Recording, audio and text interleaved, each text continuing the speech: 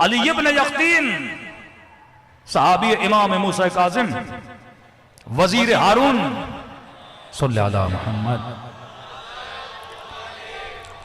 ایسے ایسے صحابی جنہوں نے تین اماموں کو درک کیا ہوا ہے، جس کے لیے میرے ساتویں، اب شیعہ کا مقام دیکھیے، جس کے لیے میرے ساتویں امام فرماتے ہیں کہ اللہ نے جہنم کو علی ابن یقطین پہ حرام قرار دیا ہے، اللہ نے جنت کو اس بندے پہ واجب قرار دیا ہے۔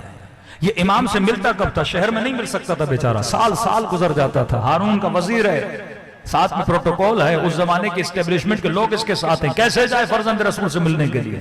بہترین موقع ملنے کا تھا ایام حج۔ اب حاجی سب کے لباس ایک جیسے، چہرے پہ تھوڑا سا رومال رکھا، حاجیوں میں مل گیا، بندے سے ڈھونڈ رہے ہیں علی یقطین کہاں گیا، کس کو کیا پتا، یہ فرزند رسول کی قدموں میں بیٹھ جاتا تھا۔ سارے سال میں ایک ملاقات ہو رہی ہے امام سے، کہتے ہیں ایک حج پہ علی ابن یقطین نہیں آیا۔ محبت کی انتہا دیکھیے، امام موسیٰ کاظم نے حج کیا، عرفات کیا، منہ کیا، کہتے ہیں جب واپسی پہ آنے لگے تو اپنے دوسرے صحابی کو کام میں جتنی دیر حج کر رہا تھا علی ابن یقطین کو یاد کر رہا تھا۔ ایک مرتبہ وہ امام کا چاہنے والا جو مولا کو یاد کرے، لیکن ایک مرتبہ امام وقت اپنے شیعہ کی یاد میں حج کرتے رہے، ایسی محبت کرتے تھے علی یقطین کے۔ امام نے فرمایا علی یقطین تو ایک کام کر، آواز تھوڑی بڑھائیے گا، علی یقطین تو ایک کام کر، ہم 3 کاموں کی ضمانت دیتے ہیں۔ مولا کیا کروں؟ فرمایا علی یقطین ہمارے چاہنے والے، ہمارے شیعوں کے کام کیا کر، ان کی پریشانیوں کو دور کیا کر، کہیں پہ پھنس جائیں ان کو اس مشکل سے نکالا کر۔ ہم 3 چیزوں کی ضمانت دیتے ہیں کہ زندگی میں کبھی فقیر نہیں بنو گے۔ دوسری ضمانت، تمہارے سر پہ کبھی زندان کی چھت نہیں آئے گی، تمہارے بدن پہ کبھی دشمن کی تلوار نہیں آئے گی۔ یہ مولا کا پہلا صحابی ہے، جب تک زندہ تھا وقت کے حاکم اس کو پہچان نہ پایا یہ کس کا چاہنے والا ہے۔ اس کی نماز جنازہ مامون نہیں امین نے پڑھائی، یعنی حکومتی اعزاز میں دفنایا گیا، وہاں تک بھی پتہ نہ لگا یہ کس کا ماننے والا ہے۔ کہ بس ایک کام کر، میرے چاہنے والوں کی عزت کیا کر، احترام کیا کر، پریشان ہو پریشانیاں دور کیا کر۔ حکومت غصب کر کے ان کے پیسے لے لیتی ہے، وہ پیسے جا کے ان شیعوں کو واپس کیا کر۔ کہ جب تک زندہ تھا علی یقطین نے یہ کام کیا۔ 1 سال حج پہ گیا، غور سے سنیے گا، مولا کے غلام کو پیغام بھیجا کہ میں آیا ہوا ہوں، فرزند رسول کو کہو کہ میں ملاقات کرنا چاہتا ہوں۔ سال گزر گیا، زیارت نہیں ہوئی ہے، امام تک پیغام پہنچا لیکن مولا نے کوئی جواب نہیں دیا۔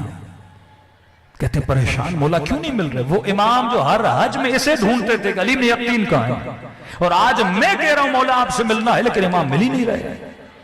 کہتا ہے کہیں پہ سامنا ہوا امام سے، پوچھا مولا مجھ سے ناراض ہے، کوئی خطا ہوئی ہے؟ امام نے فرمایا علی ابن یقطین ہم نے تمہیں کیا کہا تھا کہ تمہارے ظالم کے دربار میں کام کرنے کا کفارہ یہ ہے کہ میرے شیعوں کی مدد کیا کر، نہیں تو وہ گناہ ہے ہارون کی دربار میں بیٹھنا تیرے لیے۔ مولا کرتا تو ہوں۔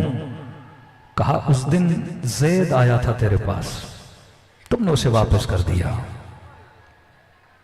وہ تم سے ناراض ہے۔ کہ مولا مجھے کام بہت پڑ گیا، میں جاؤں گا واپس اس کے دل سے ناراضگی کو دور کروں گا، وعدہ دیتا ہوں۔ امام نے کہا نہیں، جب تک وہ تجھ سے راضی نہیں ہوتا میں موسیٰ کاظم تجھ سے راضی نہیں ہوں گا۔ کہ مولا میں مکے میں، وہ مدینے میں، یہاں سے وہاں کیسے جاؤں؟ اعمال حج ہیں، چھوڑ کے جاؤں؟ امام نے فرمایا ہم تمہارے لیے راستہ بناتے ہیں۔ جی مولا۔ کہ علی ابن یقطین جب سورج ڈھلے تو جنت البقیع جانا، وہاں پہ ایک اونٹ ملے گا، اس پہ سوار ہونا، وہ تجھے پہنچا دے گا، معافی مانگ کے واپس آنا۔ کہتے رات ڈھلی، جنت البقیع گیا، ایک اونٹ تھا، اونٹ پہ سوار ہوا۔ علی یقطین کہتا ہے میں سوچ رہا تھا مدینے تک جائے گا، واپس آئے گا، حج میرے ہاتھوں سے نکل جائے گا، اسی سوچ میں تھا۔ اونٹ 4 قدم چلا تو سامنے اس مومن کا گھر کھڑا تھا۔ کہتا ہے اونٹ سے اترا، دروازے پہ دستک دی، اے مومن دروازہ کھول۔ کہ کون؟ کہ علی ابن یقطین۔ کا مذاق نہیں کر، کہاں ہارون کا وزیر اور کہاں مجھ غریب کا گھر۔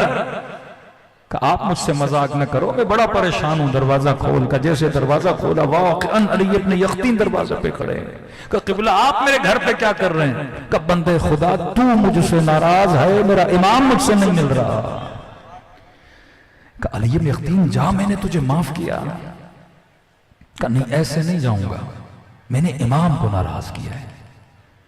کہ میں کہہ رہا ہوں میں نے معاف کیا علی یقطین، جلدی جا امام سے مل۔ مجھے پتا ہوتا میں کبھی ناراض بھی نہیں ہوتا کہ اس قدر ہماری ناراضگی آل رسول کی نگاہ میں اہمیت رکھتی ہے۔ علی ابن یقطین اتنے بڑے بڑے صحابی ایسے نہیں بنے۔ اس نے کہا نہیں ایسے نہیں جاؤں گا۔ کہ کیا کروں علی یقطین، اور لکھ کے دوں؟ کہ نہیں، میں اپنا سر خاک پہ رکھتا ہوں، تو اپنا پاؤں میرے چہرے پہ لگا۔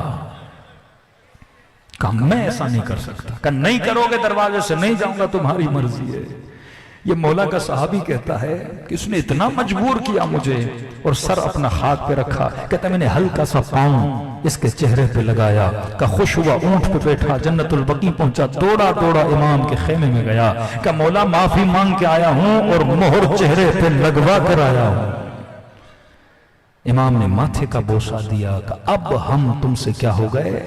راضی ہو گئے۔ چھٹے امام کی حدیث سے فرمایا 3 دن گزر جائیں، مومن مومن سے ناراض ہو جائے اور صلح نہ کرے، ان دونوں پہ اللہ کی اور علی کی لعنت ہوتی ہے۔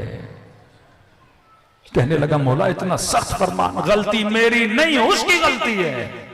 امام نے فرمایا کسی کی غلطی ہے، 3 دن کی مہلت ہے، اس کے دروازے پہ جا اور جا کر کہو مومن تیری غلطی ہے، میں نے معاف کیا، میری غلطی ہے، تو مجھے معاف کر۔